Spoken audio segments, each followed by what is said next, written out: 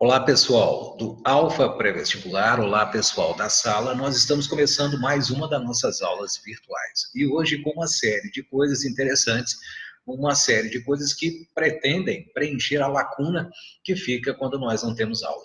Estamos em tempos de quarentena e eu acho muito importante que você estude e que você faça aquilo que é necessário fazer nesse período para que nós tenhamos equilíbrio e para que você não volte depois com grande defasagem. Será possível? Essa é a pergunta que tem sido feita hoje por muitas pessoas. Será possível, de fato, fazer com que a nossa preparação seja, de fato, uma preparação muito boa, feita em casa? Acredito eu que nós não podemos superar a educação presencial.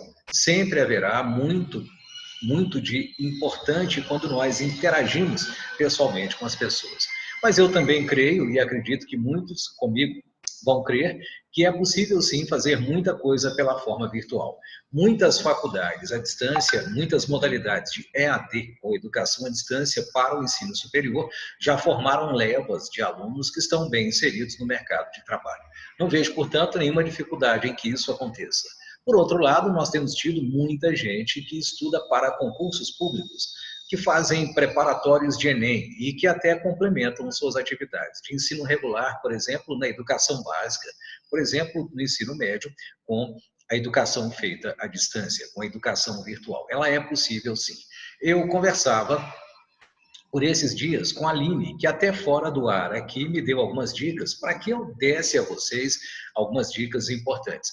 Disse a Aline Moreira que veio ao Alfa, que estará em breve conosco, tão logo a quarentena acabe, também na sala de redação, que ela julga importantíssimo entre as dicas de estudo que costuma dar ao pessoal, que nós tenhamos, por exemplo, uma situação em que você rotinize os seus estudos. E eu concordo com a Aline nesse aspecto. Nós precisamos que haja uma rotina de estudos e que essa rotina seja sempre muito interessante. Se essa rotina de estudos for cumprida, você já tem meio caminho andado. Você precisa de hora para estudar. Cada uma das disciplinas precisa de hora para se exercitar eventualmente nas matérias, assim como a teria se estivesse estudando presencialmente fora de uma situação de quarentena. Ela diz também, e eu concordo, que além de rotinizar os nossos estudos, é muito necessário que nós afastemos as distrações, porque vamos estar dentro de casa com pessoas da família, que geralmente são pessoas muito próximas, muito íntimas, e que por isso mesmo podem configurar um convite à distração.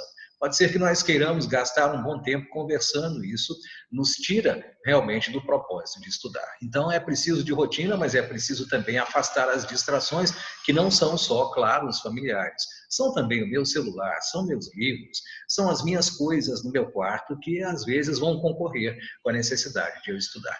Vencemos tudo isso, mas também precisamos de outra coisa muito importante, que o estudo seja gradativo e dividido pela importância que tem as matérias, pela dificuldade que tenho em cada uma delas.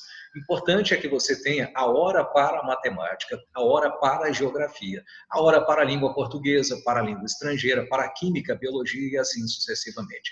E além disso, disse a Aline, nessa série de dicas que nos deu aqui, que vai dar depois de forma presencial, repito, quando a quarentena acabar, que é muito importante que nós conjuguemos exercícios e leituras. Você pode ler a teoria da química, pode ler a teoria da biologia, mas é muito importante que faça exercícios de química, biologia e de todas as outras matérias que eventualmente estejam no currículo e da sua preparação fazem parte. Então, isso também é importante, como é importante também a simulação. Por exemplo, no Alfa Pré-Vestibular, nós temos o apoio da Evolucional, uma empresa especializada muito importante. Na sala, temos tido o sistema de monitoramento à distância para as redações e a proposição de propostas para que vocês façam também, o que também existe no Alfa, só que através da plataforma Redir Mais. Então, nós temos uma série de possibilidades que nos permitem hoje simular, fazer exercícios em casa, conjuntamente com a leitura da matéria e uma série de outros procedimentos que são muito importantes. Isso são, junto com a rotinização, com o afastamento das minhas distrações, são dicas muito importantes de auto-organização que nos passou a Aline Moreira e que vai também conversar conosco. A Aline vai estar aqui, agora tenho o prazer de recebê-la, aqui virtualmente, para que ela converse conosco sobre outro assunto que eu julgo muito significativo, já que além de professora, de matemática, já que além de nos dar dicas de estudo, ela tem também outra área em que está trabalhando conosco, trabalhando no Alfa, trabalhando também aqui na sala de redação. Bom, Aline, você já nos falou a respeito de algo muito importante, que é a questão da organização de estudos, mas você é também uma médica em formação, além de ser professora de matemática e nos ajudar aqui no Alfa, na nossa turma também, com a questão da organização dos estudos. Como médica em formação, como profissional que se prepara para atuar na área da saúde, o que eu gostaria de perguntar a você interessa a todas as pessoas do Alfa, do nosso curso de redação, todo mundo que está nos ouvindo. A pergunta é a seguinte: o presidente da República, numa de suas declarações recentes, nos disse algo que me chamou a atenção. Ele disse algo contrário ao que havia dito o próprio Ministério da Saúde, a própria Secretaria de Estado da Saúde de Minas Gerais e a Secretaria Municipal de Divinópolis, onde nós estamos. Ele defendeu o fim do confinamento em massa e defendeu o que se chama de confinamento vertical, ou seja, estariam isoladas apenas as pessoas que eventualmente são mais velhas, são diabéticas, são doentes de alguma forma ou têm alguma imunodepressão. A minha pergunta seria: quem não é imunodepressivo, quem não tem aí uma situação do sistema imune complicado, quem é, entre aspas, alguém não classificado dentro do grupo de risco, embora eu saiba que muita gente tem se infectado, e sinceramente falando, embora desconfie muito da rapidez de atualização dos dados oficiais, porque a impressão que eu tenho é de que há mais gente doente, por exemplo, em Divinópolis, do que nós imaginamos à primeira vista, a minha pergunta seria: para quem está nos ouvindo agora, na sua avaliação, nós deveríamos ficar em massa em casa ou voltar a trabalhar como que era o presidente Jair Bolsonaro? Então tá. Bom, vou dar a minha opinião pessoal, tá, Márcio? É importante que fique claro isso, que isso é uma opinião que eu formei ao longo desses dias de confinamento, de isolamento social, de tudo, inclusive dentro de hospitais. Bom, falando um pouquinho sobre o isolamento vertical. É bom saber que a Inglaterra, inclusive, começou tentando essa estratégia, né? Foi a primeira estratégia que o Reino Unido iniciou, ele isolou, pediu para as pessoas não saírem durante 4 meses, e aí, devido a novas pesquisas, a Inglaterra também resolveu fazer o isolamento horizontal. Por quê? Porque eu acho que já está muito claro isso, que o Covid ele não é uma sentença de morte. Ele realmente afeta muito mais os idosos. São pessoas, os idosos têm um sistema imunológico mais debilitado que o de pessoas jovens. Então, essas pessoas elas vão ficar um maior número em estado crítico, consequentemente, vão morrer mais. Porém, não é uma sentença de morte. Bem como não é uma sentença de vida para quem é jovem. Existem jovens que morrem, sim, e existem jovens que ficam em estado crítico. E aí a grande questão nesse momento é a quantidade de pessoas que vão se contaminar num curto espaço de tempo. Eu acho que isso muita gente já viu, já está entendendo o que aconteceu. Então, o isolamento vertical nesse momento não vai adiantar, porque as pessoas vão continuar entrando em estado crítico e vão continuar passando. Inicialmente, o que a gente precisa é de um isolamento horizontal, é todo mundo isolado, porque a gente passa. Eu queria dar um exemplo que aconteceu em Divinópolis, que ontem à noite, uma professora nossa do curso de medicina foi testada positivamente. E aí a gente já está sem saber. Todos nós, da minha sala, pegaram e com o isolamento foram para casa e com isso se eles espalharam para as famílias ou não. Então, agora, o vírus ele fica incubado e nós, jovens, somos os principais vetores, porque a gente não tem sintoma. O idoso, ele vai tossir e vai para o hospital. Ele vai ficar em isolamento. Nós vamos tossir, vamos espirrar, não vamos ter nada, ou a gente vai simplesmente não sentir um cheiro e a gente vai passar. Então, eu acho que a principal regra desse isolamento horizontal é a consciência mesmo, é falar, poxa, eu posso matar alguém. A gente deixa de dirigir bêbado, a gente não anda armado, a gente tem medo de matar alguém. Só que a gente não está pensando que a gente pode matar alguém. Essa é a grande questão. Eu passar para o meu avô nesse momento significa que eu fui a arma, eu atirei. E eu acho que é essa consciência coletiva. Então, não adianta ir para o supermercado, ir para a praça, vou dar só uma voltinha, vou ver só o meu irmão. Aí seu irmão vai ver só mais uma pessoa. E essa pessoa vai ver só mais um. uma pessoa contamina só 3 pessoas. Então, existe um gráfico bem legal criado pela Universidade de Brasília que mostra justamente essa questão da contaminação. Vamos dar uma olhadinha nele. Vamos lá. Aqui eu tenho, se você me permitir, eu vou voltar a esse gráfico, pode ser? Por favor. Para que a gente possa ver e vou soltá-lo agora. Pessoal, prestem bem atenção, é muito interessante isso. Posso soltar, Aline? Pode, por favor. Vamos lá. Então, aqui vocês estão vendo que uma pessoa... Você volta de novo, por favor, Márcio? Claro. Estou indo bem do inicinho. Com certeza. Posso até ir gradativamente, se você achar melhor. Vamos lá, então. Isso. Vamos lá. Bom, isso é uma pessoa contaminada, ela contamina 3. Cada uma dessas 3 vão contaminar mais 3, que vão contaminar 3, que vão contaminar 3. Isso, na verdade, as pessoas contaminam entre 3 e 5 pessoas, e aí no final, de 1, 2, 3, 4, 5, na 5ª pessoa contaminada, olha o número final de contaminações. Pode soltar. Agora a gente vai entender um pouquinho sobre esse isolamento horizontal, o que acontece.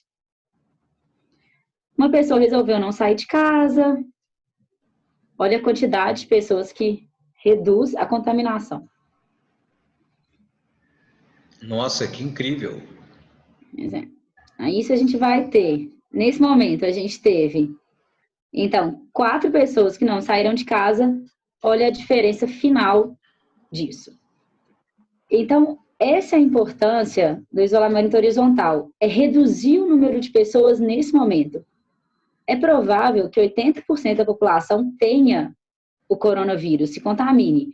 Uma coisa é esse 80% da população se contaminar em 2 meses, e outra coisa muito diferente é ao longo de 2 anos.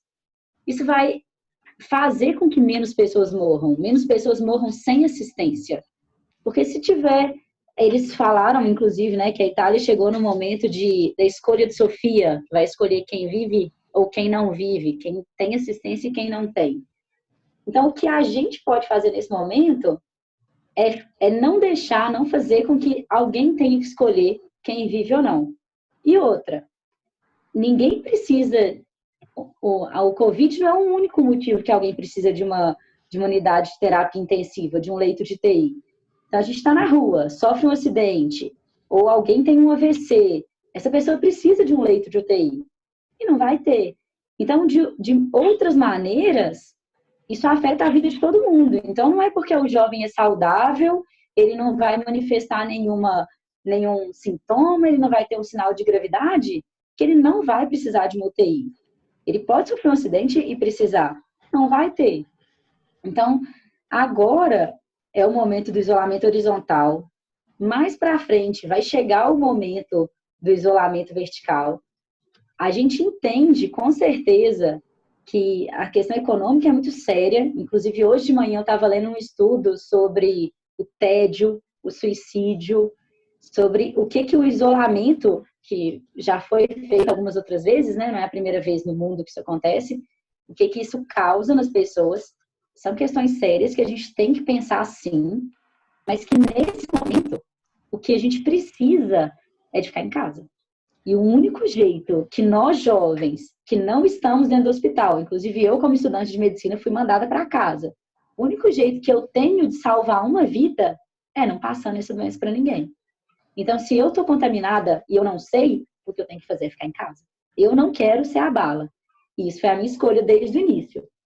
Então, desde que eu fiquei sabendo, algumas pessoas já chamaram, meu irmão chama para ir para casa dele, fala, vem para cá. A ideia é não ir. O isolamento é sério, o isolamento é necessário nesse momento. E eu queria falar um pouquinho dos números, da loucura que isso está. Aqui no Brasil, a gente tem hoje 2.988 casos notificados. Hoje, no dia de hoje é sexta-feira, né? Não estou perdida no dia ainda não. Às 11h04 da manhã, tivemos mais 3 casos notificados, 77 mortes totais e nenhuma morte notificada hoje. Beleza. No mundo, vamos entender como é que está o cenário mundial. Hoje a gente teve 20.822 novos casos no mundo. somando 976 mortes às 11 horas da manhã. Então, você me falou um pouquinho sobre estar subnotificado. A gente não tem a menor dúvida que está subnotificado, porque só estão fazendo testes em pessoas em estado grave. Esses testes, eles demoram muito a sair, né? A gente ainda está fazendo teste, a gente não tem teste rápido ainda. Então, é um teste chamado PCR, que vai analisar DNA. Então, ele demanda um tempo maior para ser feito. Então, provavelmente, os novos casos, eles já foram de dias atrás. E mais ainda, as mortes, não são as mortes de hoje, são as mortes dos dias anteriores. E não tem teste mesmo. Os testes estão previstos para começar a chegar no Brasil a partir do dia 3 de abril. Então, assim, por enquanto, o cenário que a gente tem é um cenário extremamente otimista e já é medonho. E aí fica, Márcio, acho que é a reflexão de cada um, sabe? Entender melhor a situação, entender que não é uma brincadeira, que, assim, muitos dos nossos alunos, eles querem a área da saúde, e a hora de começar a atuar é agora, né? Porque mais do que um profissional, a gente é uma pessoa. E o profissional, ele é formado pelo nosso caráter, pelos nossos valores, e é hora realmente de ter consciência coletiva. Essa é a minha opinião. Aline, muito obrigado. Grande abraço a você. Tomara que as pessoas tenham se sensibilizado. É muito grave essa situação. Grande abraço, querida. Um abraço. Tchau, tchau. Muito obrigada. Tchau, Essa gente. foi a Aline, que participou conosco aqui e que, na realidade, ela, na verdade, nos trouxe essas informações que eu julgo que são muito, muito relevantes sobre o coronavírus, mas é sobre também a sua estratégia de colaboração, que eu penso que é muito bacana. Nós vamos retomando a aula, temos outros assuntos interessantes para você acompanhar conosco. Muito bem, pessoal, depois de termos tido essa interessantíssima explicação da Aline, vamos passar a outra coisa que eu havia prometido quando mandei um vídeo hoje pela manhã nos grupos anunciando a nossa aula de hoje. Eu estou querendo que nós tenhamos continuidade, ou que nós possamos dar continuidade a algo importante que é a estrutura clássica do texto dissertativo argumentativo. Por sorte, antes de iniciar-se a quarentena, eu tive a possibilidade de, em praticamente todas as salas do Alfa, todas as salas do nosso curso de redação, as salas todas de vocês que estão me ouvindo agora, de apresentar a estrutura clássica do texto dissertativo argumentativo e, ao mesmo tempo, de apresentar os tipos de redação que existem. Falamos que há, para aquela estrutura clássica, textos que se fazem como se fossem, por exemplo, textos opinativos, que exigem opinião, textos que são fatuais, que já contêm a afirmação de um fato, e textos que são injuntivos, que mais do que simplesmente afirmar um fato, geralmente um problema, também nos trazem a necessidade de resolução. Você já sabe isso, já sabe, por exemplo, sobre a tese enumerativa, eu cheguei a dizê-la, já sabe sobre a necessidade de que haja proporção entre as partes, já sabe bastante, então, daquilo que é a estrutura básica do texto dissertativo argumentativo. Em várias das turmas, creio que em quase todas, cheguei a apresentar também uma espécie de estrutura detalhada da introdução. Nós vamos começar por ela, e eu queria que nós discutíssemos um pouco dessa estrutura detalhada, revendo o que falei em quase todas as salas, apresentando a você que eventualmente não viu ainda, mas queria também que nós pudéssemos fazer outra coisa importante, que é, além de rever essa estrutura, apresentar alguns elementos novos. Por exemplo, sobre o A1 e sobre o A2. É importante que nós aprendamos parágrafos de desenvolvimento que sejam, de fato, muito competitivos. Apresentadas essas informações de revisão sobre a estrutura da introdução e informações novas sobre a estrutura de A1 e de A2, o que eu vou fazer é ler com vocês alguns textos bem detalhadamente. E essa leitura de textos vai nos permitir perceber a estrutura bem clássica que está lá. Preste bem atenção, tome nota daquilo que for necessário. Essa questão importante de a gente perceber, de fato, o que acontece quando estamos tentando fazer uma redação que seja clássica na introdução. Você já sabe, isso é uma revisão. Numa introdução, eu preciso de uma F1, ou frase 1, que é a frase de abertura. Ela contém, por exemplo, entre outras muitas possibilidades, uma alusão, uma referência a um livro, um filme, um pensador, um conceito de alguma ciência ou qualquer outra coisa, como a letra de uma canção e assim por diante. Tem uma F2, uma frase de passagem, também chamada de frase de transição, que relaciona a abertura até a opinião, que faz a ponte. E, claro, temos uma F3, uma frase que é a da tese enumerativa. Desnecessário lembrar aqui, mas eu faço só para que falemos a mesma língua e tenhamos facilidade de acompanhar a aula, que uma tese enumerativa boa tem tanto a declaração quanto a enumeração. Ambas as coisas são muito importantes. Você deveria ater-se às duas, porque as duas são, de fato, muito importantes. Eu faço uma declaração e eu enumero. Lembra? Os dois aspectos, o A1 e o A2, que vão compor depois os aspectos que vão ser desenvolvidos em cada um dos argumentos. Essa, portanto, uma estrutura clássica da introdução. Claro que nós temos variantes, e eu já disse isso presencialmente na maioria das salas. Temos, por exemplo, situações em que a F1 aparece e a F2 não. Então, pula-se da F1, que é a frase de abertura, como uma referência para a F3, que é a tese enumerativa. Há ocasiões em que se tem duas frases para fazer a abertura, como se tivéssemos uma F1, uma F1, uma F2 e uma F3. A pergunta é, eu posso fazer boas introduções que tenham 4 frases? Sim, você pode. Eventualmente, há boas introduções que são feitas em 2, mas, em geral, a estrutura clássica modelar ideal que você não precisa seguir, mas que quanto mais seguir, tanto mais protegido e seguro estará no Enem, é a estrutura em 3 frases. Vamos agora passar a outra coisa importante, que é a estrutura clássica de A1 e de A2. Vamos nos lembrar de como é que eu ensinei a quem já estudou conosco no ano passado, como fazer a microestrutura de A1 e A2. Eu queria lembrar que A1 e A2 são parágrafos de desenvolvimento que, pelas exigências atuais do Enem, não podem ser muito curtos, não podem ser muito longos, precisam ser, de fato, parágrafos que se adequem a um modelo, e esse modelo, quanto mais próximo deste ideal, que vou mostrar melhor. Você não tem que fazer tudo isso, repito, mas pode fazer, e fazendo-o vai se aproximar, a meu ver, daquilo que eu julgo mais competitivo. Nós, quando vamos fazer um A1 ou A2, precisamos nos lembrar de que os parágrafos de argumentação devem abrir com uma frase curta, sintética.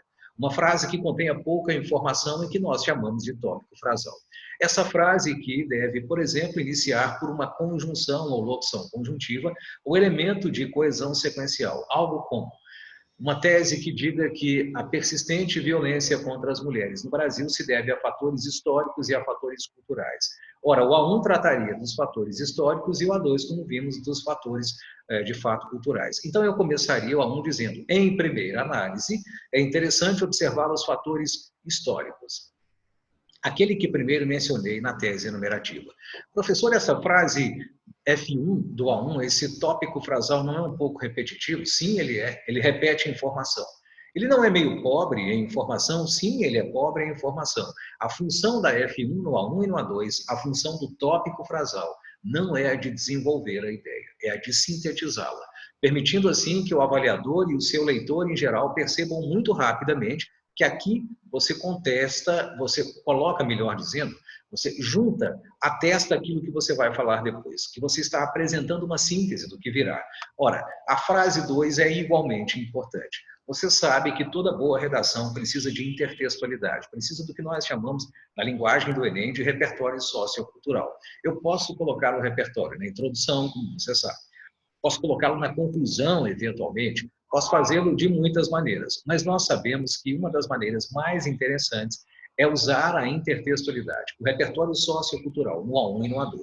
Professor, mas eu consigo fazer com que A1 e A2 tenham um repertório por igual? Posso colocar no A1 e no A2? Sim, claro, a exigência do Enem é de, no mínimo, 2 referências. Então, você pode colocar, sim, no A1 e no A2. E o local mais adequado, o local ideal, mas, repito, não obrigatório, é na F2. Por que na F2? Porque você ainda terá outras frases que se seguirão dentro do parágrafo para discutir aquilo que está colocando aqui. Porque se eu não discuto, de fato, aquilo que é a intertextualidade, se eu não mostro que ela está entrelaçada ao meu raciocínio, na linguagem dos avaliadores do Enem, essa minha citação, essa minha referência sociocultural não é produtiva. Ela não se adequa ao meu raciocínio. Ela não se ajusta ao que eu estou querendo dizer e, portanto, não tem tanto valor assim. Então, eu começo com o tópico e logo depois introduzo o repertório sociocultural. Então, vamos nos lembrar do que eu falei agora há pouco. Um tópico possível para o tema que eu estou usando, que é o das mulheres, seria, em primeira análise, devem-se levar em conta os fatores históricos. Ponto. Começo a F2. Começo com um conector. Nesse sentido, vírgula, o antropólogo brasileiro Darcy Ribeiro observa que a sociedade criada no Brasil desde a colônia e ao longo do Império e da República é eminentemente violenta. É essencialmente uma sociedade que oprime, que subjuga e que violenta as mulheres. Aí eu já tenho a F2 introduzida. Claro que eu precisaria desenvolver essa citação, entrelaçar o que disse Darcy Ribeiro àquilo que eu pretendo informar. É essa a função de F3 e de F4. Ambas nós vamos chamar a partir de agora de frases de desenvolvimento. E aí eu tenho exemplo, eu posso usar a F3 como exemplo 1 do que Darcy Ribeiro disse. Posso usar a F4 como exemplo 2 do que ele disse. Ou posso usar a F3 como causa e a F4 como efeito. Existem outras formas de fazer o parágrafo, mas eu diria que na esmagadora maioria das vezes em que alguém obtém uma nota alta no Enem, ela foi obtida com esse sistema de exemplo, causa e efeito. Ou exemplo, exemplo, ou causa num e efeito no outro. Professor, você pode dar exemplos? Agora, com certeza. Então, eu tenho lá, vejam só. Em primeira análise, F1. É preciso considerar os fatores históricos que levam à persistente agressão contra as mulheres. Nesse sentido, F2, o antropólogo brasileiro Darcy Ribeiro observa que a violência está na essência da trajetória histórica do Brasil. Ponto. Agora eu vou para F3. Um exemplo dessa violência se verificou, por exemplo, no passado, quando na colônia e no Império a mulher brasileira sequer tinha o direito de gerir o próprio patrimônio. Outro exemplo se verifica, já estou na F4, no período contemporâneo, em que, de fato, as mulheres ainda são impedidas de, muitas vezes, ter acesso a direitos básicos. Entenderam o que eu fiz? Eu aqui tratei, por exemplo. Mas eu poderia tratar por causa e efeito, de forma, repito, que a F3 contivesse a causa e a F4 contivesse o efeito. Vamos ver como é que isso ficaria. Eu diria, então, na F2, sem retomar o tópico para ficar mais rápido. Nesse sentido, o antropólogo brasileiro Darcy Ribeiro observa que a sociedade brasileira tem sido historicamente violenta. F3, que contém a causa. A raiz dessa violência pode ser identificada no modelo de sociedade implantado no Brasil, que é patriarcal e que muitas vezes herda conceitos europeus de desprezo das mulheres. Agora vamos a F4, que contém o efeito. O resultado disso tem sido uma série de privações, de tentativas de subjugar a mulher e, muito frequentemente, de violentá-la nos seus direitos e na sua condição de vida. Perceberam? Agora a F3 é causa e a F4 é efeito. E aí, eu encerro meu parágrafo de maneira matadora com um F5, ou um período ou uma frase de fechamento. Professor, eu sou obrigado ou obrigada a fazer uma frase de fechamento? Definitivamente não. Você não precisa fazer frases de fechamento. Mas se a fizer, muito mais interessante ficará o seu parágrafo. Eu diria que muito mais competitivo ficará o seu parágrafo, com certeza. Veja que interessante. Eu retomo a intertextualidade. Não sou obrigado, mas se o fizer, mostro ao avaliador que não coloquei a referência ao antropólogo Darcy Ribeiro, no caso do exemplo em questão, só por colocar. Eu o coloquei porque, de fato, ele faz sentido dentro do meu raciocínio, que foi pensado com os meus argumentos, com as minhas ideias, mas também com a referência sociocultural. Então, eu faço isso e, ao mesmo tempo, antecipo a proposta.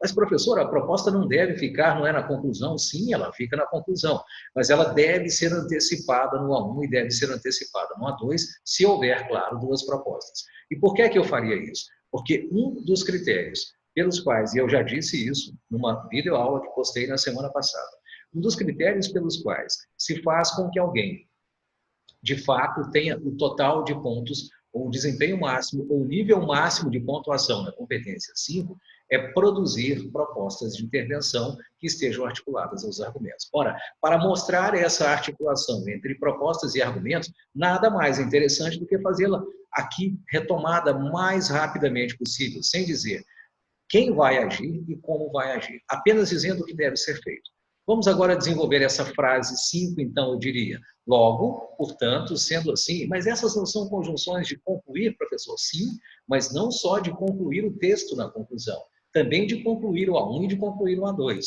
Logo, para que não se verifique ou não se continue a verificar a situação apontada pelo antropólogo Darcy Ribeiro, é necessário modificar os fatores históricos brasileiros.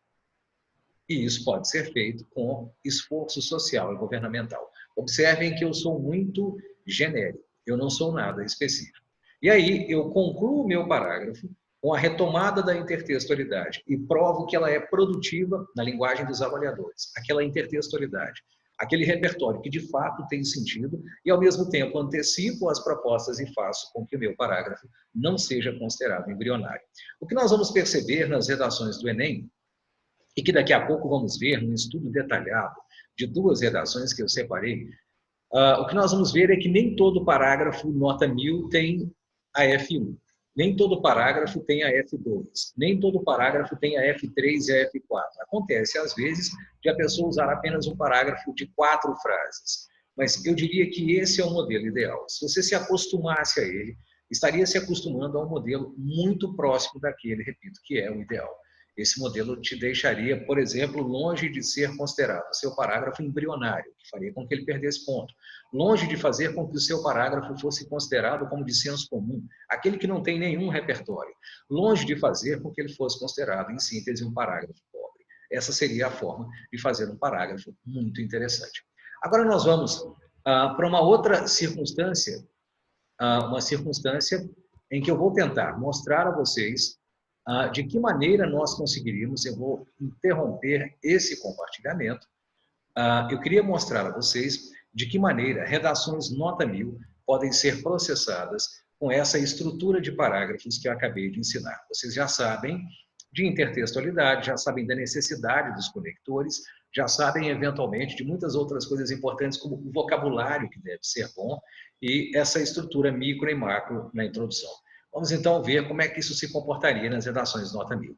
Então, pessoal, a grande questão agora seria a questão de aplicar aquilo que eu mostrei sobre a introdução, sobre o A1 e sobre o A2, aos textos nota 1000. Só existem 2 possibilidades. Ou eu estou indicando algo que é mais próximo do meu gosto, ou estou indicando algo que de fato está nas redações nota 1000. Acho que vocês vão perceber comigo que de fato o que eu estou indicando pertence às notas 1000. Repito o que eu falei. Em nem todas as redações vamos encontrar todos os elementos. O que eu estou propondo a vocês, no pré-vestibular alfa, os meninos que estão na sala de redação, é que vocês façam a estrutura o mais possível parecida com essa. Essa tem todos os elementos. Alguns jogadores são muito velozes no futebol e são muito bons por isso. Outros têm muita força e também são bons por isso. Outros são ótimos de passe e também são muito bons. Outros ainda têm muita resistência física para jogos difíceis e movimentados. Isso também é bom. Alguns têm quase tudo, são os craques. O que eu queria é que você fizesse uma redação de craque, ou, dito de outra maneira, que ela tivesse a maior quantidade possível de características que fazem com que você seja competitivo. Ok? Bom, uma das maneiras de fazer isso é quando nós analisamos redações nota 1000. Acho que você vai ver que nós estamos aqui compartilhando uma redação nota 1000, são redações nota 1000 do penúltimo Enem. Essa aqui, por exemplo, é uma redação conhecida. Essa é a redação do aluno Lucas Felpe. Você já deve ter ouvido falar do Lucas Felpe. O Lucas Felpe é alguém que, de fato, conseguiu uma certa projeção, um certo destaque, em muitas ocasiões, porque, de fato, ele conseguiu não apenas ensinar aquilo que ele queria aos meninos. Eu vou aumentar um pouco aqui o zoom para você ver. Vamos fazer um zoom um pouco maior para que você tenha maior facilidade de visualização. Lucas Felpe conseguiu não só ficar famoso com uma redação nota 1000 entre 50 e poucas pessoas, isso já daria a ele, naturalmente, uma projeção muito grande. Mas ele também criou um canal para ensinar pessoas a fazerem redações de alto desempenho, e além disso, juntou-se com outras pessoas que ele achou pela internet, que também tiraram nota 1000, e fez algo inédito até aqui. Ele, de fato, criou uma situação pela qual ele uniu redações nota 1000 numa cartilha que tem os originais e tem as versões digitadas. Nós só temos na cartilha oficial do INEP a versão digitada. Ele fez uma versão com os originais, foi muito importante também para que você pudesse ver exatamente que tipo de rasura é aceita pelo Enem, que tipo de situação o Enem administra e que tipo de situação ele não administra ao fazer a avaliação da sua prova. Então, vamos ler duas redações. Eu fiz algumas marcas que você está vendo, acho que ainda pode ficar um pouco maior. Algumas marcas que são de cores diferentes, para que você tenha a possibilidade de perceber que essas cores são, de fato, cores que indicam elementos estruturais dentro daquilo que é a nossa proposta de mostrar o que você poderia fazer. Aqui sim ficou um pouco melhor. A redação de Lucas Felp, que quando a fez tinha 17 anos. Eu vou lê-la e você vai perceber bem claramente que há uma lógica no verde, uma lógica no vermelho, uma lógica no amarelo e depois uma lógica no azul. No livro 1984, de George Orwell, é retratado um futuro distópico em que um Estado totalitário controla e manipula toda forma de registro histórico e contemporâneo, a fim de moldar a opinião pública a favor dos governantes. Nesse sentido, a narrativa foca na trajetória de Winston, um funcionário do contraditório Ministério da Verdade, que diariamente analisa e altera notícias e conteúdos midiáticos para favorecer a imagem do partido e formar a população através de tal ótica. Fora da ficção, é fato que a realidade apresentada por Orwell pode ser relacionada ao mundo cibernético do século XXI. Gradativamente, os algoritmos e sistemas de inteligência artificial corroboram para a restrição de informações disponíveis e para a influência comportamental do público preso em uma grande bolha sociocultural. É muito simples entender de fato o que aconteceu aqui. O que é que se deu nesta redação? O elemento em verde, obviamente, é o repertório sociocultural. E ele começa com uma das maneiras clássicas de fazer a abertura, que é a citação de uma obra. Isso ocupa, na realidade, duas frases. Vamos voltar àquela teoria que mostrei sobre a introdução. Aqui é como se eu tivesse. A primeira frase é uma F1. E a segunda frase, que inicia por nesse sentido, é também uma F1. Portanto, ele usa duas frases para cumprir aquilo que, no nosso esquema, é a abertura. Ou seja, ele tem duas F1. Logo, depois ele faz aquilo que é clássico. Fora da ficção, é fato que a realidade apresentada por Orwell pode ser relacionada ao mundo cibernético do século XXI. Isso é a frase de passagem.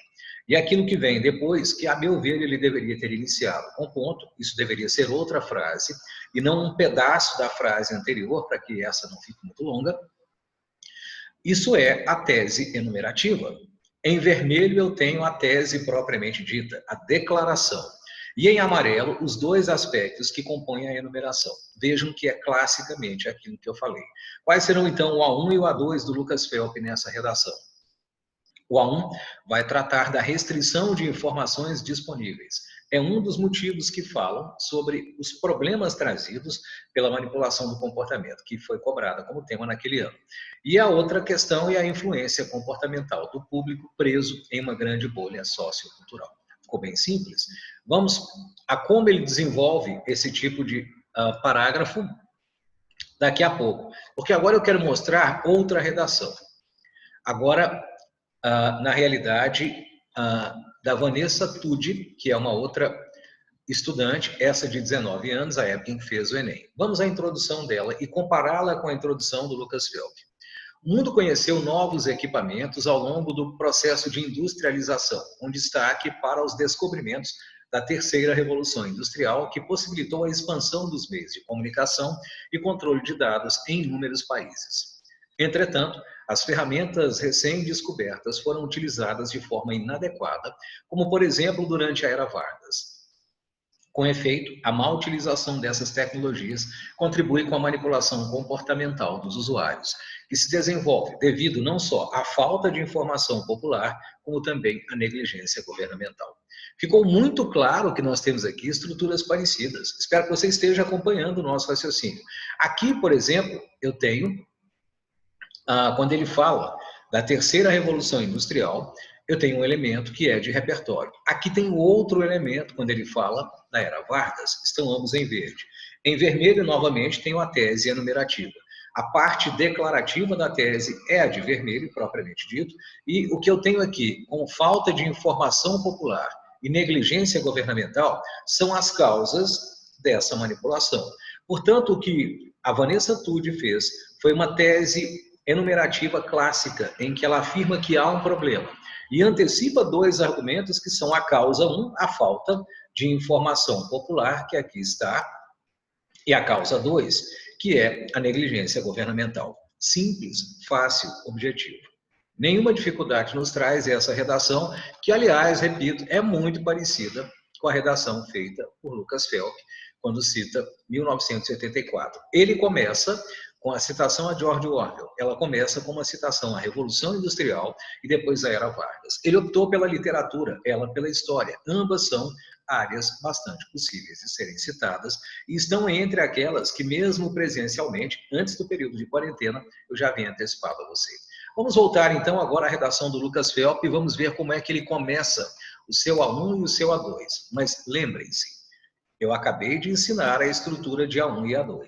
Vejamos então.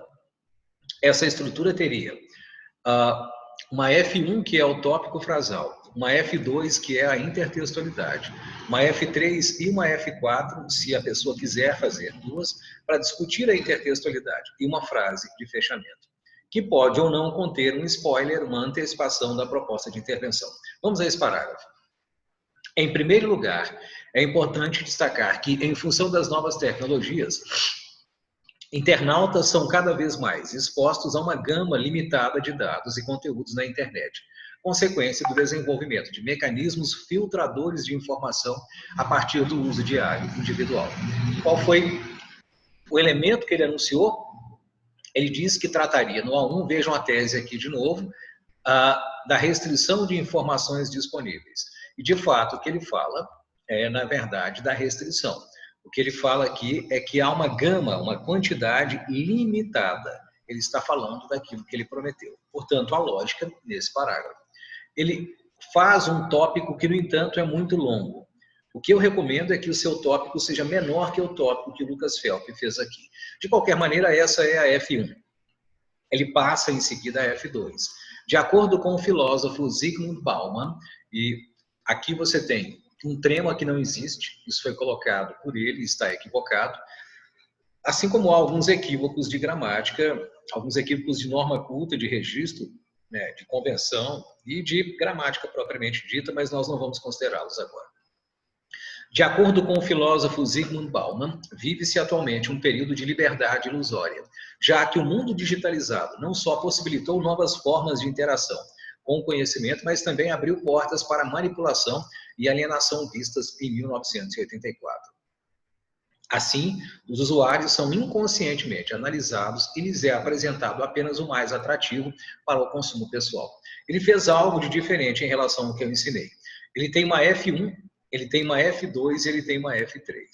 Bom, de fato, ele não tem nem uma F4, uma segunda frase que desenvolva a intertextualidade, porque ele fez um parágrafo cuja F1 é muito longa. Não sobraria espaço para isso. Por isso, entre outros motivos, eu disse que o tópico deve ser mais curto. Ele ganharia espaço aqui para outra frase que discute o que Bauman disse, relacionando ao tema que a redação do Enem propôs. Por outro lado, não há uma F5. Esse parágrafo não tem uma F5, isso fica bem claro. Bom, ele vai lá e coloca então isso, ainda assim é um parágrafo nota 1000. Vejam, ele não tem tudo o que eu ensinei, mas tem vários elementos importantes. Nem preciso dizer que aqui ele tem George Orwell, aqui ele tem Zygmunt Bauman. Ele já tem, portanto, duas áreas, a literatura e a filosofia. E ele já cumpriu aquilo que era interessante, mas ele vai além. Vamos ao A2 do Lucas Phelps. E ele começa. Por conseguinte, em azul, presencia-se um forte poder de influência desses algoritmos no comportamento da coletividade cibernética. E aqui ele introduz o seu F1, ou a sua F1 do A2, a sua frase de tópico frasal. Ela é pequena e isso foi interessante. Ele gosta de 2 pontos e eu preferiria que novamente ele tivesse colocado aqui, onde eu estou indicando, na verdade, ponto, depois de cibernética. Ao observar somente o que lhe interessa e o que foi escolhido para ele, o indivíduo tende a continuar consumindo as mesmas coisas e fechar os olhos para a diversidade de opções disponíveis. Em um episódio da série televisiva Black Mirror, por exemplo, um aplicativo pareava pessoas para relacionamentos com base em estatísticas e restringia as possibilidades para apenas as que a máquina indicava, tornando o usuário passivo na escolha. Paralelamente, esse é o objetivo da indústria cultural para os pensadores da Escola de Frankfurt: produzir conteúdos a partir do padrão de gosto do público para direcioná-lo, torná-lo homogêneo e logo facilmente atingível. Vejam esse parágrafo, que é um pouco mais bem feito. Ele, de fato, não tem aqui apenas uma F2. Ele tem duas F2, que não estão no local habitual, porque a segunda frase desse texto, de fato, começa depois de cibernética. É essa frase que eu acabo de destacar aqui. Essa frase é muito interessante.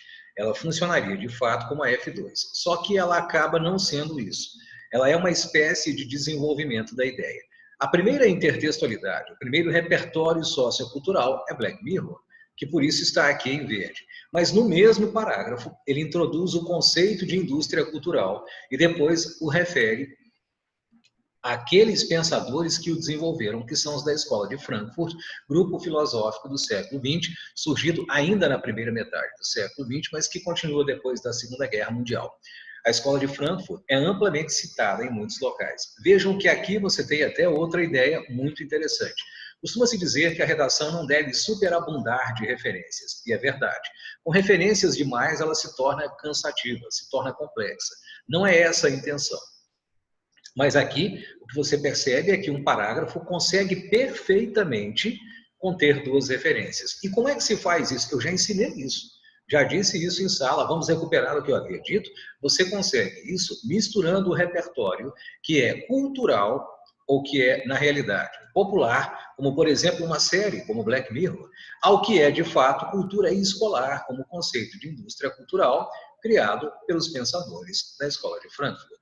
Então, a manha, entre aspas, o modo, a maneira como se pode colocar mais de uma referência dentro de um parágrafo é misturando as referências, de modo que haja referência do repertório escolar e do repertório popular. Ambas são igualmente valorizadas pelo Enem e quando são cruzadas o resultado é muito interessante, como foi aqui.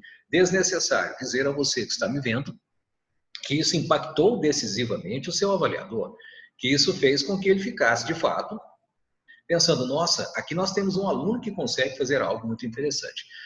Essa estrutura está próxima. Vejam que, na minha opinião, seria mais interessante que ele usasse mais no início essas referências, para que ele pudesse desenvolvê-las depois dentro do seu raciocínio. Mas é algo possível e ninguém nega. Aqui nós temos, então, a maneira de ele desenvolver isso. Vamos agora para outra redação que eu estava lendo simultaneamente, que é a redação da Vanessa Tucci. Nós nos lembramos de que ela fez uma tese, que eu já havia lido, uma tese enumerativa que enumera duas causas do problema, que são a informação popular deficiente e a negligência governamental. Vamos agora ao A1. Diz a aluna Vanessa: primeiramente, vale ressaltar o efeito que a falta de informação possui na manipulação das pessoas. Perfeito! Veja aqui um tópico frasal pequeno, como eu falei, pouco informativo, muito interessante. E aí ela introduz na F2 exatamente o que eu falei que a F2 deveria conter, que é a intertextualidade. Consoante a teoria do hábitos elaborada pelo sociólogo francês Pierre Bourdieu, que é um bombril sociológico que serve em muitas ocasiões, a sociedade possui padrões que são impostos, naturalizados e posteriormente reproduzidos pelos indivíduos. Nessa perspectiva, a possibilidade da coleta de dados virtuais como sites visitados e produtos pesquisados por grandes empresas ocasiona a divulgação de propagandas específicas com o fito de induzir a efetivação da compra da mercadoria anunciada ou estimular um estilo de vida.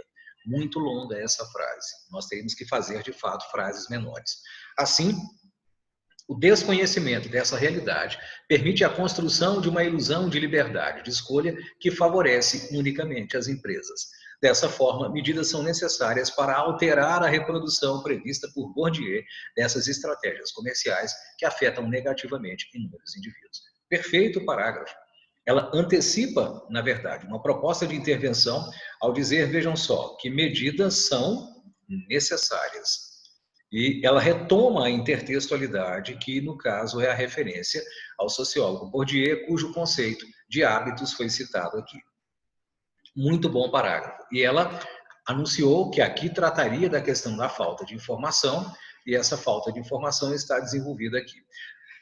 Depois anuncia que vai tratar da negligência governamental. Vejam, o raciocínio dela é muito simples. O A1 trata de causas sociais e o A2 de causas governamentais. Vamos ver o que ela diz aqui no A2. Ela fala, ademais, a influência de milhares de usuários se dá pela negligência e abuso de poder governamental. Novamente, um tópico curto e muito interessante.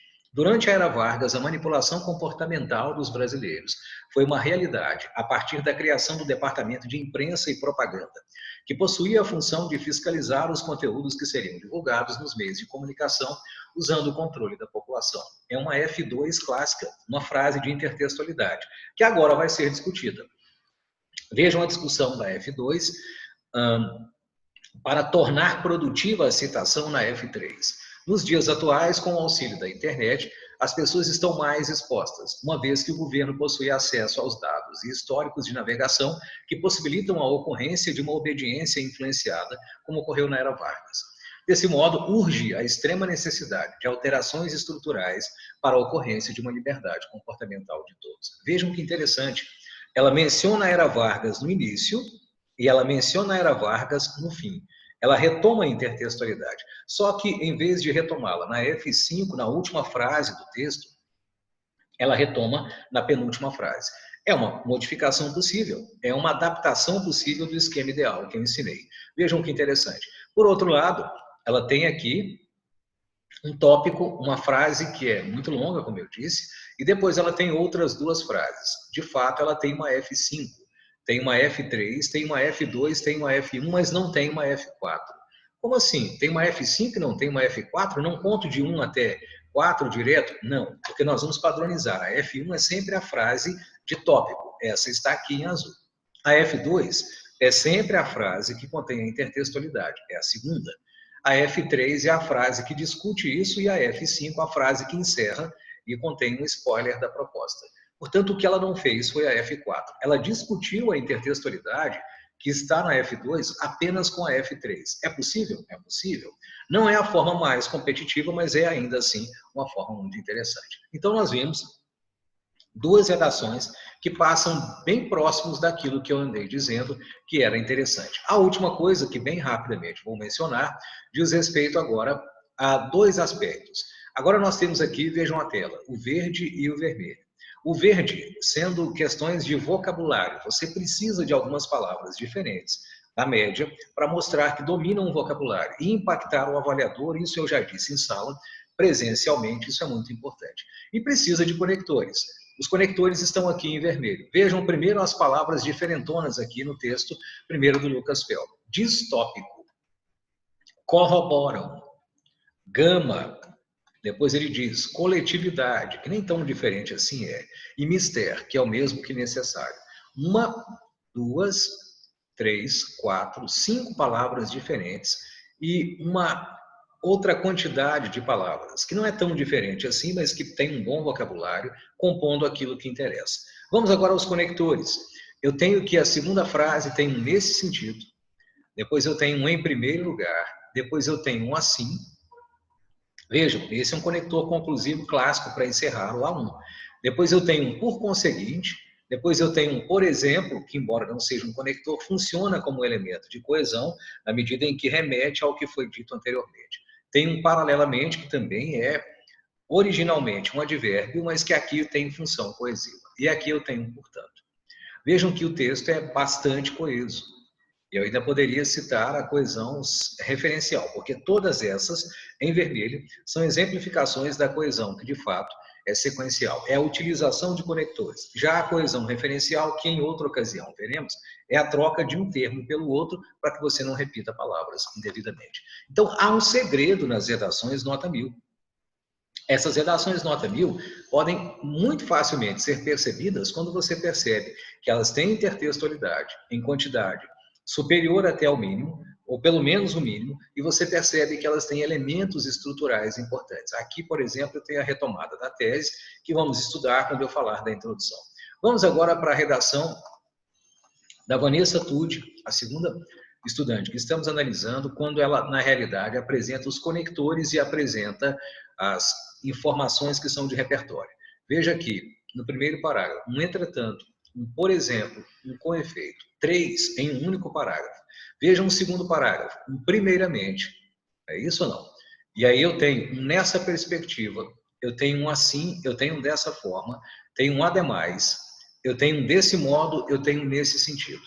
Observem, a redação precisaria de pelo menos 2 parágrafos, começando com algum conector. Ela começa esse, e também faz algo interessante, que é começar, né, a sua conclusão de uma forma interessante também. Tudo aqui está, portanto, relacionado de uma forma muito inteligente. É uma aluna que aqui coloca o portanto, que eu nem tinha destacado, mas que também é uma conexão, e assim por diante. Vamos agora ao vocabulário da Vanessa.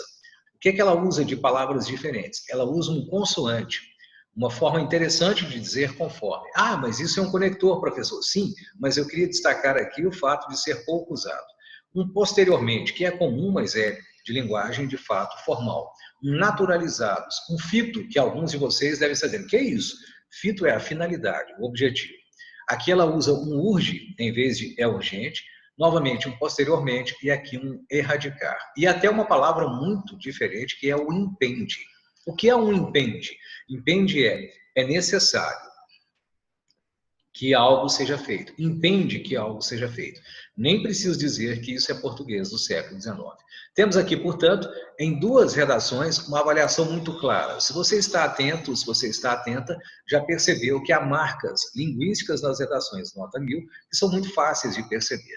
Eu tenho vocabulário elevado, eu tenho muitos conectores intra e interparágrafos, dentro do parágrafo e entre parágrafos, e eu tenho outras coisas importantes, como repertório, como aquela estrutura de F1 e aquela estrutura de F2, F3, F4 e F5, no A1 e no A2, ou variantes muito próximas delas. E tem também uma forma de fazer a introdução, que, como vimos, é bem interessante.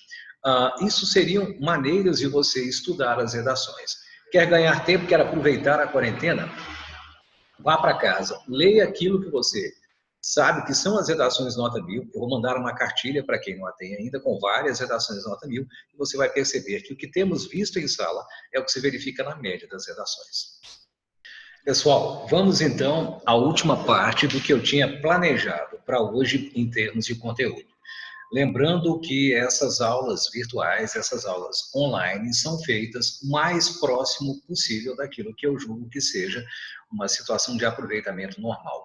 Mas que, se algo deixa a desejar, você pode enviar perguntas, nós podemos interagir através dos grupos de WhatsApp, claro, você pode enviar por privado, pode me perguntar, pode mandar até e-mail se quiser, embora eu acho que o WhatsApp baste.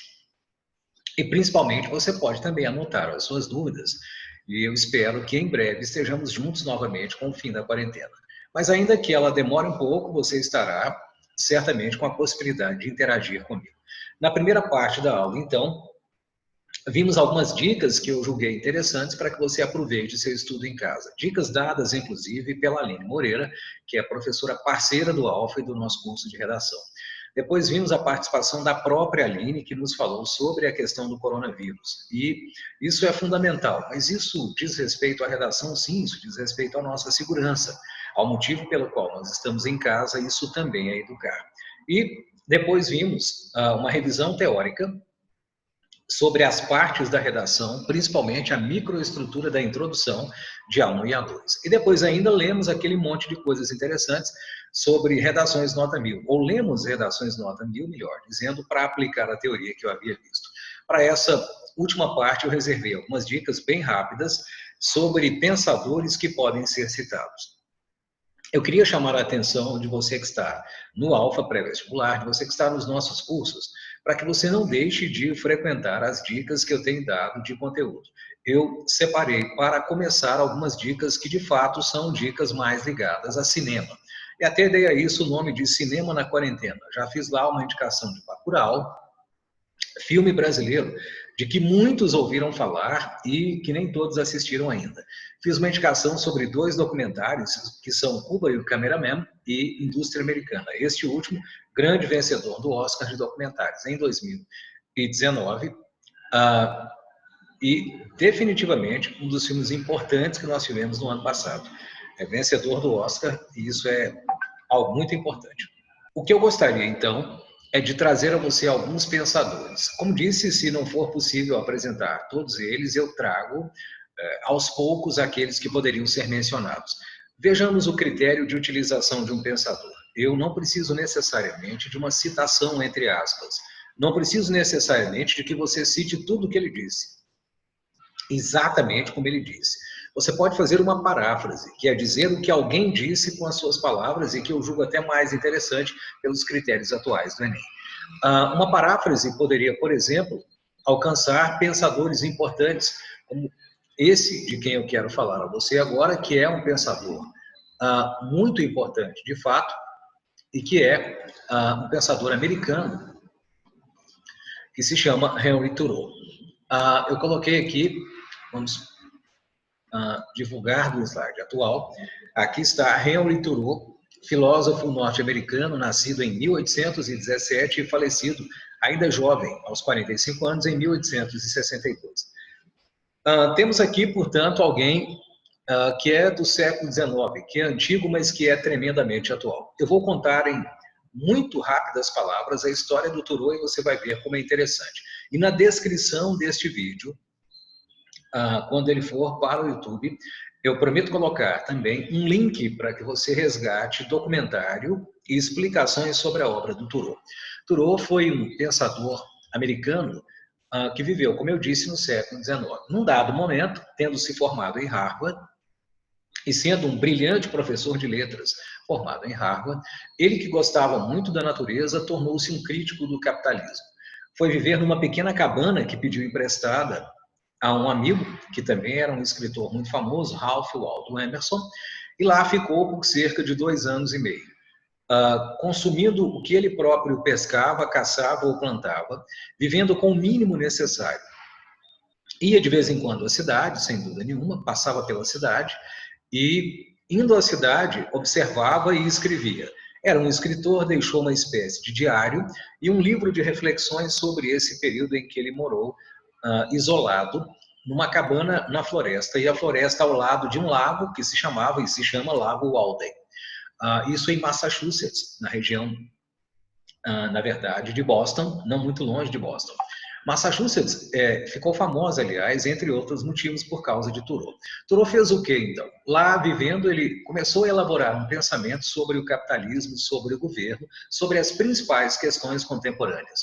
O resultado é um livro fantástico, que se chama Walden, Our Life in the Woods, é o livro que aqui está, e é o principal livro do Thoreau, um livro que eu já li várias vezes, o meu exemplar é velho, e você vai vê-lo aqui, e depois eu posso mostrá-lo também, quando nós não estivermos com a tela preenchida com essas informações.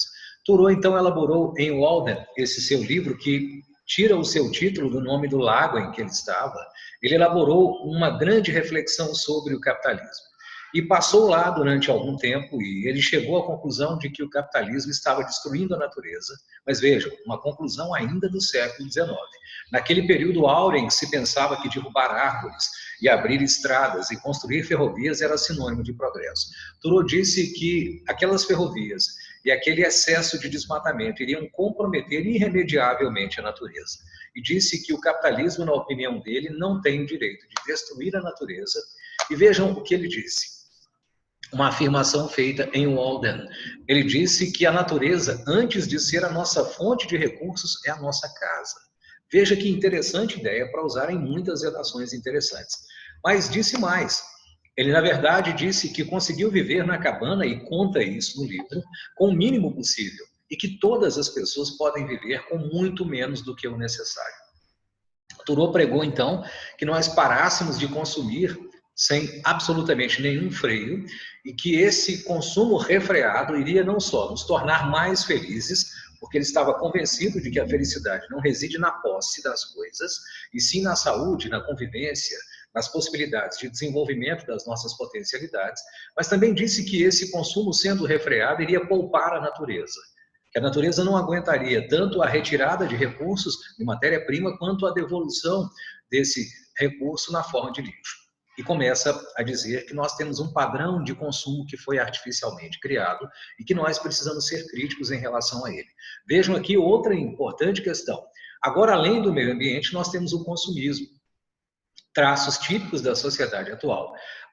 Mas Thoreau viveu numa sociedade, não nos esqueçamos, que era escravagista. Quando viveu, ainda não se havia abolido a escravidão nos Estados Unidos. Ele era um adepto da abolição e fez por isso muitas coisas, fez várias conferências, escreveu vários textos. Ele viveu numa época em que se massacravam os índios e ele defendeu os índios. Os Estados Unidos massacravam os mexicanos e ele defendeu os mexicanos, dizendo que aquela era uma guerra desigual e que os Estados Unidos estavam forçando os mexicanos a vender território, como de fato ocorreu, ou simplesmente anexando pela força território que pertenceria ao México. Muito, portanto, politicamente correto, o Henry Thoreau, como você vai perceber. Além disso, defendeu as crianças, que a época em que ele viveu eram educadas com palmatórias, com varas, e ele disse que a educação deveria ser uma educação que compensasse, que trouxesse prazer. E isso foi muito interessante, porque de fato ele criou uma escola que, aliás, não foi bem sucedida, ele e o irmão John Thoreau, e a escola não batia, não repreendia, e antes, pelo contrário, procurava despertar nos garotos e garotas a vontade de conhecer.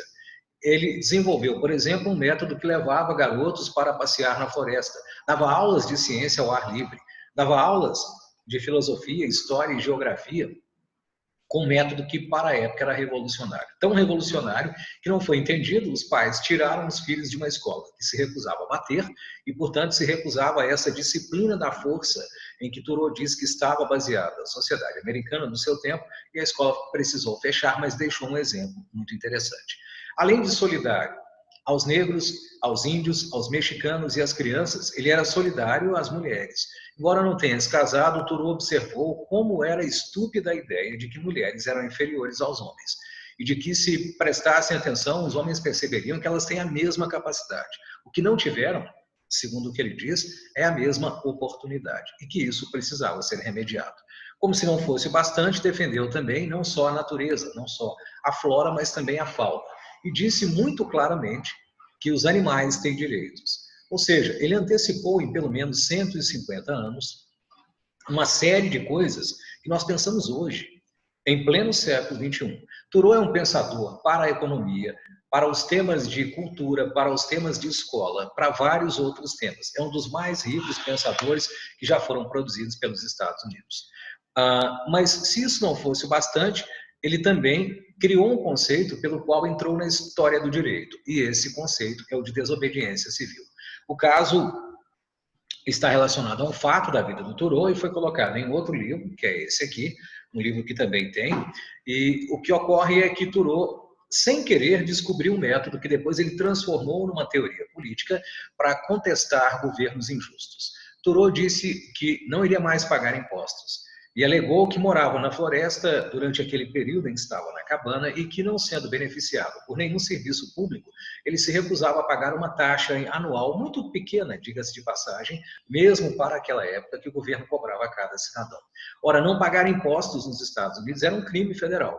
Thoreau, então, num determinado dia, como fazia às vezes, foi até a cidade, que era próxima da cabana, e lá ele levou botinas para consertar no sapateiro. A polícia o viu, sabia que ele estava na lista de inadimplentes, e como havia prisão prevista naquele período, para quem não pagasse os impostos, ele foi preso e passou uma única noite na cadeia. Era muito conhecido, muito culto, e uma pessoa, obviamente, muito boa. Muita gente se ofereceu para pagar os impostos, aliás, hoje equivalentes a menos do que R$10, mas ele se recusou.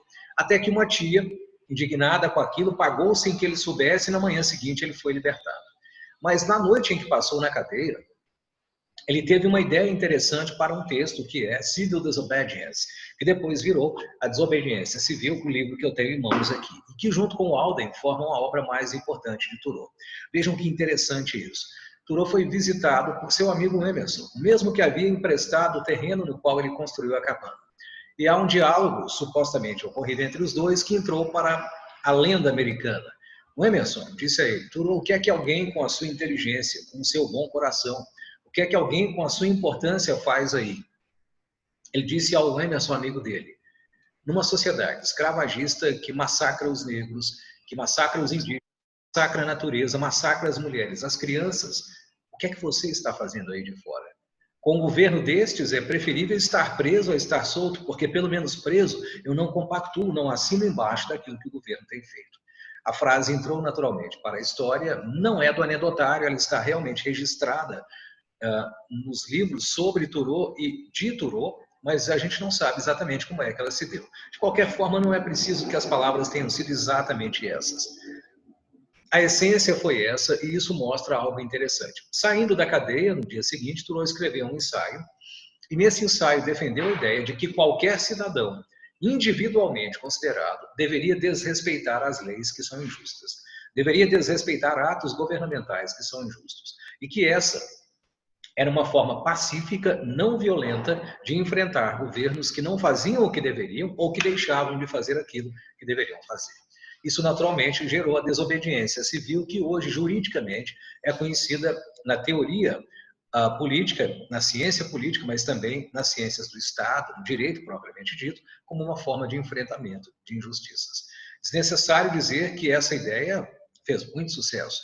Foi com essa ideia que Gandhi, o Mahatma Gandhi, conseguiu libertar a Índia do domínio de pessoas que aprendiam. Foi com essa ideia muito interessante que, por outro lado, Martin Luther King Jr., nos Estados Unidos, no Alabama dos anos 50, propôs o boicote às empresas que segregavam negros. E assim conseguiu, não pela violência, mas pela não colaboração com uma empresa injusta, com uma lei injusta e um governo injusto que permitiam, de fato, a segregação dos negros, conseguiu aquilo que ele queria. Thoreau ficou muito famoso e, entre muitas outras coisas interessantes, disse que há muito mais professores e estudantes de filosofia do que filósofos no mundo. Qual é o sentido dessa frase? Nós lemos sobre ética, mas não vivenciamos a ética. Nós lemos sobre ideias importantes, mas não as colocamos em prática na nossa vida. Thoreau é, portanto, um grande pensador, um pensador retomado no período contemporâneo por outros que depois virão. Eu vou dar indicações depois a você, vamos encerrar aqui o compartilhamento, vou dar indicações a você sobre uma série de filmes, de documentários, como eu disse, mas também de pessoas que se inspiraram em Thoreau. Há um filme famoso que venceu o Oscar de melhor filme no ano em que saiu há cerca de 10 anos, que é Into the Wild, na tradução brasileira, Na Natureza Selvagem.